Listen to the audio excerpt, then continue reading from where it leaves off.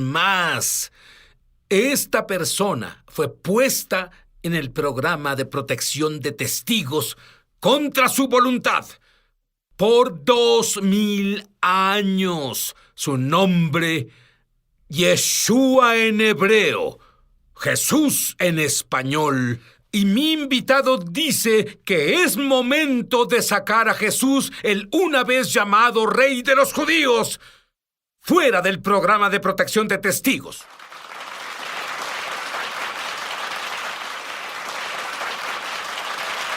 Y tú eras un joven universitario, usabas drogas, tu mayor propósito era la diversión. Eres judío de identidad, pero no religioso, y tu mejor amigo se vuelve un fanático de Jesús.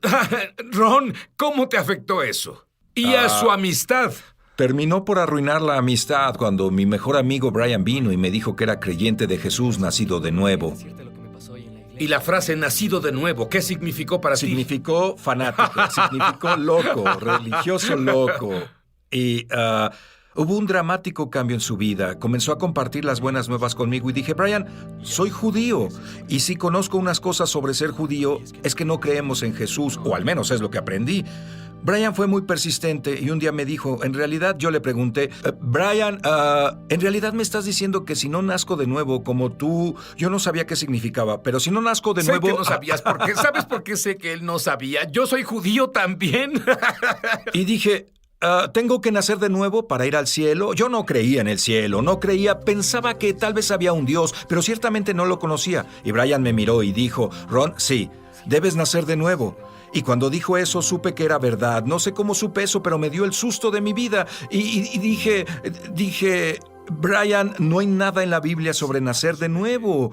Lo que en realidad es gracioso, porque nunca leí el Nuevo Testamento, ni siquiera el Antiguo Testamento. Dije, no hay nada en la Biblia sobre nacer de nuevo. Él abrió el Nuevo Pacto en Juan capítulo 3, donde Yeshua dice, te aseguro que quien no nazca de nuevo no puede ver el reino de Dios. Eran como espadas saliendo del cielo. Yo no supe qué hacer. Pero él quería estar bien con Dios. Sí hay un Dios. Él no sabía qué hacer. Él estaba en la universidad y un día otro amigo que es cristiano lo lleva a una película cristiana. ¿Qué pasó? Bueno, mi amigo Dean descubrió que yo era un creyente y tuvimos una conversación unos días antes sobre Yeshua, sobre Jesús, y al conversar de repente sentí la presencia de Dios. No sabía qué era, nunca la había sentido, pero había una increíble paz sobrenatural. Él dijo, Ron, quiero llevarte a ver una película sobre Jesús. 2 días después, fuimos a ver la película en Durham, Carolina del Norte. Y al final de la película, ambos llorábamos. Era una película poderosa dentro de lo que cabe, pero al fin una película. No iba a volverme un nacido de nuevo por una película. Conducíamos a casa y nadie habló. Y estábamos a media hora de camino. Era 1 hora de regreso a la escuela y dije, Dios, tengo que saber la verdad. ¿Es Jesús el Mesías? ¿Y debo volverme un judío ortodoxo o un budista? O enséñame cómo servirte y lo haré. Y lo siguiente que recuerdo es a Dean perdiendo el control del auto. Comenzó a derrapar de lado a lado. Se volteó en una zanja. Por Dios, fue una pérdida... Fue pérdida total. ¿Estabas herido? Sin un rasguño, ninguno de los dos. Y esa fue la primera oración. Ahí me di cuenta que la oración es poderosa. Y salimos del auto, caminamos, había una sola casa en kilómetros y tocamos la puerta y... De casualidad, 2 maravillosos creyentes en Yeshua, Jesús, abrieron la puerta y lo siguiente fue que estaba sentado en su sala y les pregunté sobre Yeshua. Dije, si Jesús era el Mesías, ¿por qué no se bajó de la cruz y se lo probó a todos? Y todo lo que yo sabía era que debía nacer de nuevo, pero no sabía por qué. Explicaron sobre el pecado y que era un pecador y que Yeshua vino a morir por mí, que pudo bajarse fácilmente de la cruz, pero él eligió morir, sacrificarse por mí y por fe en él puedo tener vida eterna. Pero no entendía nada de la sangre y los sacrificios de los corderos, excepto por el hecho de que el poder y presencia de Dios caía sobre mí. Y cuando dije, de repente... Aguarda un segundo, Ron. Tú me dijiste que usabas drogas en la universidad, así que no estabas alucinando por las drogas. Eso fue lo que pensé. Me tomé algo hoy y no lo hice. No era un drogadicto, solo la usaba. ¿Cierto? Y... Este poder estaba ahí, no lo puedo describir. Lo único en ese momento pensé que era un campo de fuerza eléctrica saliendo de mí hasta 30 centímetros en todas las direcciones y finalmente paró. Y dije, ¿qué es esto? Y ella dijo, eran bautistas. ¿Qué es qué? ¿Qué es este poder que siento? Y yo creo que nací de nuevo. Salí de la casa como una criatura nueva. Volví a la escuela. Todos querían saber sobre el accidente. Dije, no, tengo que decirles sobre Jesús. Significa que de inmediato comenzaste a hablar de Jesús. Bueno, es lo que Brian había hecho los últimos 8 meses. Es todo lo que vi hacer y ese fue mi ejemplo. Muy bien, como judío de nacimiento, no entiendo esto. Él dice que Jesús fue al programa de protección de testigos y acaba de salir y quiere decirte quién es el verdadero Jesús. Ya volvemos. Ya volvemos a su programa Es Sobrenatural. Llama gratis ahora en los Estados Unidos, Canadá o Puerto Rico al número que está en pantalla para recibir el libro ungido de Sid Roth, Sanidad Sobrenatural, por una donación de $15. Fuera de Estados Unidos son $10 adicionales para gastos de envío. Pide la oferta número 1346. Fuera de estas áreas, entra a www.essobrenatural.com/1346. Durante 35 años, Sid Roth, un judío creyente en Jesús el Mesías, ha estado investigando milagros de sanidad para la radio, televisión y publicaciones. Y él ha recopilado 10 de los milagros de sanidad más excepcionales y médicamente confirmados que jamás se hayan incluido en un mismo libro. Por medio de este libro ungido, tu fe aumentará al leer estos poderosos testimonios. La unción de sanidad en cada... Estamos de regreso a su programa Es Sobrenatural. Y Ron Cantor, universitario judío, buscaba diversión en las drogas de las que toda la universidad usaba. Tiene un encuentro donde electricidad pasa por su cuerpo. Sabe que Jesús es el Mesías. Vuelve a la universidad y lo primero que hace es decir a todos que Jesús es el Mesías. Ron, ¿qué le dirías a un judío que nos vea en este momento la mejor razón del por qué Jesús es el Mesías o qué deben hacer? Bueno, diría, piensa por ti mismo. Una de las primeras cosas que los judíos hacen cuando están intrigados con la persona de Jesús Es ir con el rabino, quien busca lo que los sabios y los eruditos antes que él pensaron, pero rara vez alguien piensa por sí mismo. Lo que hice, fui a la Biblia y comencé a leerla por mí mismo. Y verás, descubrí que Yeshua fue en verdad involuntariamente puesto en un programa de protección de testigos y que el pueblo judío en el mundo no entendería que este hombre Jesús, a quien más de 1,000 millones de gentiles siguen, no solo era judío, todos sus seguidores eran judíos. Es más, este es un hecho increíble, Sid. Cuando nací de nuevo en 1983, lo primero que me dije fue, creo que ya no soy judío. Ahora creo en Jesús a través de ósmosis y creciendo en la sinagoga nos hacen creer que no puedes mezclar a Jesús y el judaísmo y... Al comenzar a leer el Nuevo Pacto, todos eran judíos. La primera iglesia entera eran judíos. En los días del Shavuot, cuando el Espíritu Santo cayó en Jerusalén, Pedro, cuyo nombre real era Cefas, que significa roca, se levantó y predicó a miles y miles de judíos. Sabemos que al menos 3,000 judíos ese día se volvieron creyentes, eran creyentes y fueron sumergidos en agua. Sabemos que muchos años después, Pablo visitó Jerusalén y Jacob, que es en realidad el nombre de Santiago, nadie le llamaba así, es un gran nombre para un mayordomo chofer, pero no para el hermano del Mesías israelí judío. Su nombre era Jacob. Mi Biblia dice Santiago, ¿cómo es eso? Bueno, es porque hay una mala traducción. La mayoría de las Biblias en otros idiomas en realidad lo llaman apropiadamente Jacob. Ese es su nombre. De hecho, el griego para Santiago y Jacob son muy cercanos y cuando los eruditos del rey James fueron autorizados para traducir la Biblia, sustituyeron Icamus por Icabus. Así que... Muy bien, suena como Icabod para mí, pero continúa. Una historia sobre Santiago, Pedro, Pablo y María, que no es una historia judía. Cuando este chico llamado Pablo, quien a muchas personas les enseñan que se llamaba Pablo, quien nació de nuevo y cambió de Saulo a Pablo para deshacerse del horrible nombre hebreo y luego tomar un hermoso nombre cristiano, y claro, no había nombres cristianos en ese tiempo. Pablo era solo un típico nombre romano en latín. Pero él no cambió su nombre. La Biblia dice que Saulo, quien también era llamado Pablo, tenía dos nombres, tal como yo y tal como tú. Como judío crecimos fuera de Israel con un nombre. Mi nombre es Ron, como me llaman las personas en muchos países del mundo. Pero también tengo un nombre hebreo, Hayam, que significa vida, por cierto. Pablo tenía dos nombres, pero este Pablo Saulo llegó a Jerusalén, conoce a Jacob, el hermano de Yeshua. Esto comienza a ser tan judío como algo tan judío se volvió. ¿No podemos ser judíos y creer en él? No tiene sentido para mí. Bueno, así pasó. Déjame terminar rápidamente. Él vino y encontró a Jacob. Jacob dice a Pablo: mira las decenas de miles de judíos que hay aquí en Jerusalén.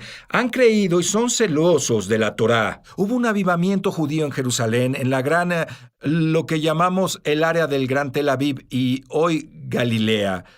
Es algo gracioso. Dije antes, en 1983, creía que ya no era judío hasta que comencé a leer la Biblia. Pero en el Nuevo Pacto, la gran controversia no era si un judío puede creer en Jesús y seguir siendo judío, era un gentil puede...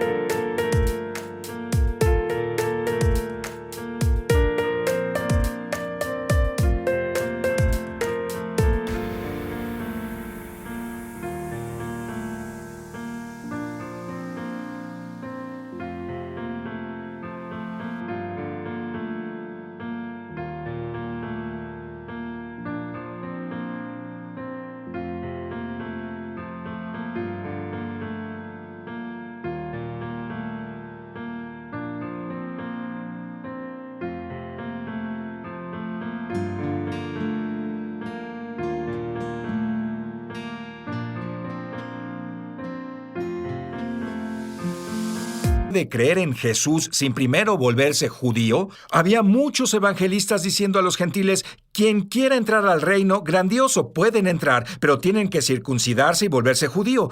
Tuvieron un gran consejo en Hechos capítulo 15, no para decidir si los judíos seguían siendo judíos. Por supuesto, Pedro, Pablo y Jacob, claro que seguían siendo judíos. Tuvieron que decidir: los gentiles primero deben convertirse en judíos.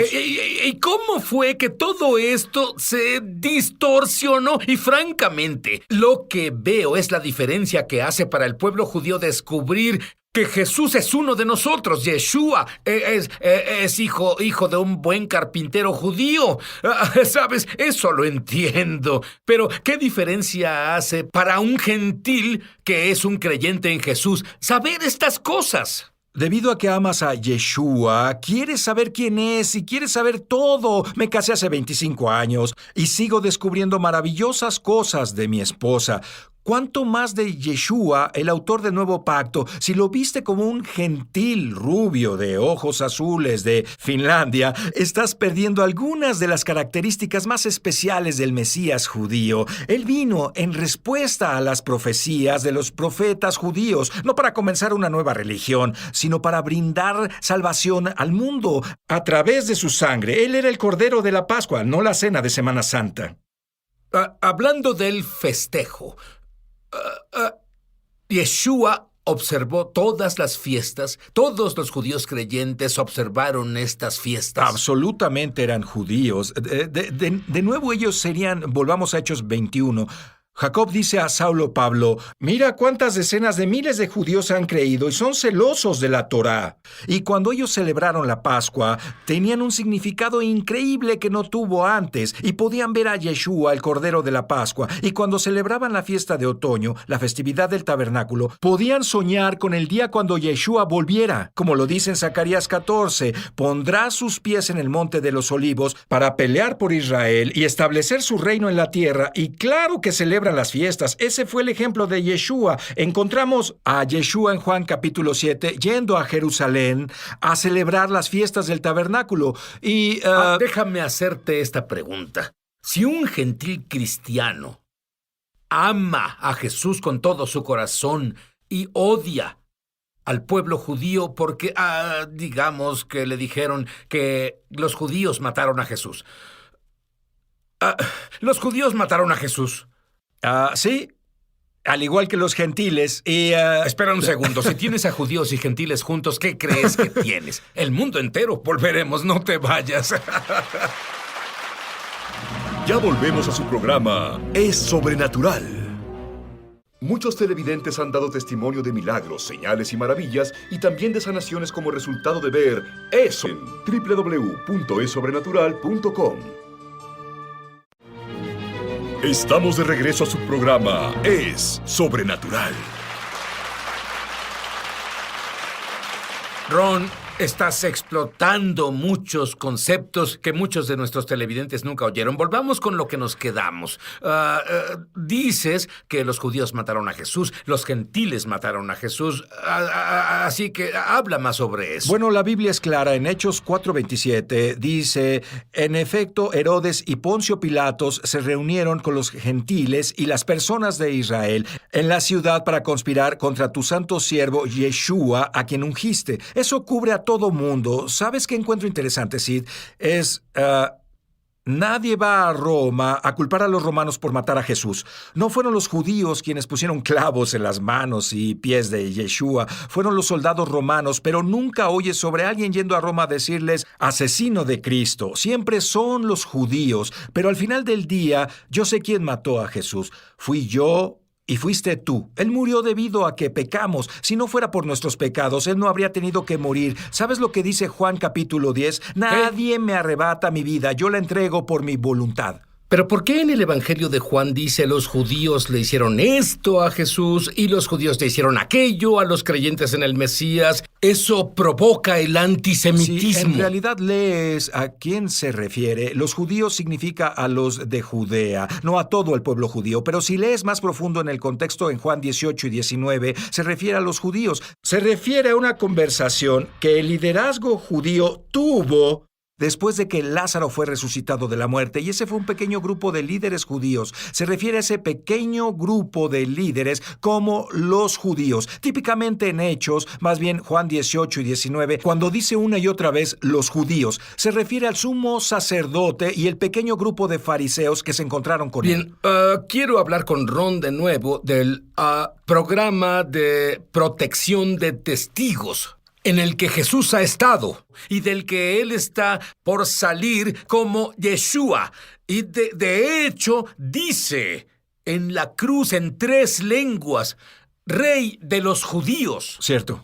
Y dime, ¿cómo algo tan judío? Pues todo lo que me dijiste es judío. Se volvió lo opuesto al judaísmo. Es tan judío que 3,000 hombres, más mujeres y niños, en el día de Pentecostés Shavuot, fueron bautizados. Pensaron que el bautismo era algo judío. Ellos no dijeron, vamos a entrar a una nueva religión llamada cristianismo y esta cosa nueva. No, el bautismo era judío por todo Jerusalén. Había pilas de bautismo o pilas mikvot a donde los judíos iban antes de llevar sus sacrificios al templo. Y esto se convirtió en algo judío, pero los gentiles se convirtieron al reino rápidamente. Superaron al cuerpo de los creyentes judíos, por así decirlo. No superaban en número. Absolutamente. Y luego en el 49, el año 49, Claudio, el emperador romano, expulsó a todos los judíos de Roma. No solo a los judíos no mesiánicos, a todos los judíos mesiánicos y todos fueron expulsados. 5 o 6 años después, él muere. Entonces los judíos pueden volver a Roma, pero después, durante el tiempo que se fueron, los jóvenes romanos creyentes, que, por cierto, no tenían Biblia en ese tiempo, porque no había un Nuevo Testamento, solo estaban los pergaminos de la Torá y los escritos, y cuando los judíos fueron expulsados, siguieron con la teología de que Dios estaba castigando a Israel, haciendo expulsar a los judíos de Roma. Y cuando volvieron, fueron tratados como creyentes de segunda clase. Ahora, cuando Pablo oye sobre esto, él escribe este maravilloso libro llamado Romanos y se lo envía a los creyentes de Roma. Y él dice, escuchen, el evangelio es para los judíos primero, luego los griegos. En Romanos 11 dice, ¿Dios rechazó a Israel? De ninguna manera. Otra versión dice, claro que no. Lo repite en el verso 11. Y luego continúa en los versos 17 al 23, 24, algunos de los más espantosos versos en la Biblia, donde dice a los gentiles creyentes que no se vuelvan contra el pueblo judío. Y tú, siendo olivo silvestre, te has injertado en estas raíces santas. Y algunos de los judíos han sido desgajados, pero Dios puede injertarlos, pero no los juzguen. No sean arrogantes, citó, no sean arrogantes, teman a Dios que puede injertarlos de nuevo. Y así que le avisó a la iglesia gentil. No creo que estuviera hablando a unos pocos romanos creyentes durante ese tiempo. Él le hablaba a la iglesia de todo tiempo. Y decía que no se pusieran en contra del hermano mayor Israel. Así habla con un pastor gentil que está en contra de que el pueblo judío tenga la tierra de Israel, en contra del judío porque está por siempre maldito. Habla con él por un minuto. Si amas a Yeshua, si amas a Jesús, debes darte cuenta que amas a un judío. Amas al escritor de la Biblia que dice que Dios nunca puede rechazar a Israel, solo si el sol desaparece, la luna desaparece. Jeremías capítulo 31 dice, entonces Dios rechazará a la nación de Israel. Te exhorto a que leas las Escrituras desde cero. Deja que tu mente se limpie de lo que has aprendido sobre la teología del reemplazo y lee la Biblia sin que nadie más te diga lo que significa, al igual que desafío a los judíos a leer el Antiguo Testamento y preguntarse, aparte del rabino o alguien más, ¿es Yeshua el Mesías prometido? Te desafío a leer la promesa de Dios a Israel. Si tú solo en tu estudio llegas a la conclusión de que los judíos han sido reemplazados por la iglesia. ¿Qué hay del final de los tiempos? ¿Qué tal si un cristiano no entiende a los judíos en Israel? Aún peor, es antisemítico en estos días en que vivimos. Creo que sería un despertar duro si alguien es antisemítico y un creyente de Jesús descubre cuando vuelva que es judío y que este hombre que aman es uno de ellos. Les advierto que tengan mucho cuidado. La advertencia es clara en Romanos. Dios dice, puedo desgajarte si no eres amable con el pueblo judío. Le digo a todos en casa que lean Romanos 11 verso por verso por sí solos y vean qué conclusión sacan. Personalmente creo que mientras más cerca estamos de la venida de Yeshua, este asunto de Israel será una división tal como el aborto. No creo que puedas haber nacido de nuevo en Yeshua y celebrar la matanza de un niño no nacido. Y tampoco creo que puedas ser un creyente fiel en Yeshua y...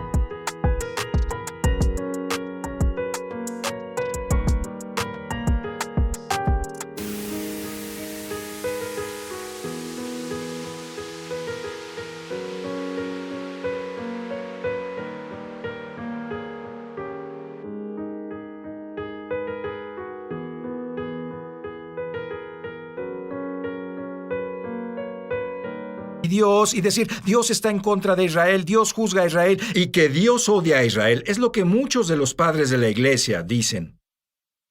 Bueno, tienes mucho en qué pensar. La cosa más importante para pensar ¿es Jesús tu Señor? Pero saldrá del programa de protección de testigos no más ladrones de identidad. Es Yeshua, el Rey de los judíos, tu Mesías y Señor. ¿Cómo puedes decir que amas a Dios y estar separado de Él por tus pecados? La sangre de Yeshua limpia tus pecados, te hace limpio y justo como el Mesías. Y luego pídele al Mesías de Israel que viva en tu interior. Haz eso ahora y descubrirás que es amor.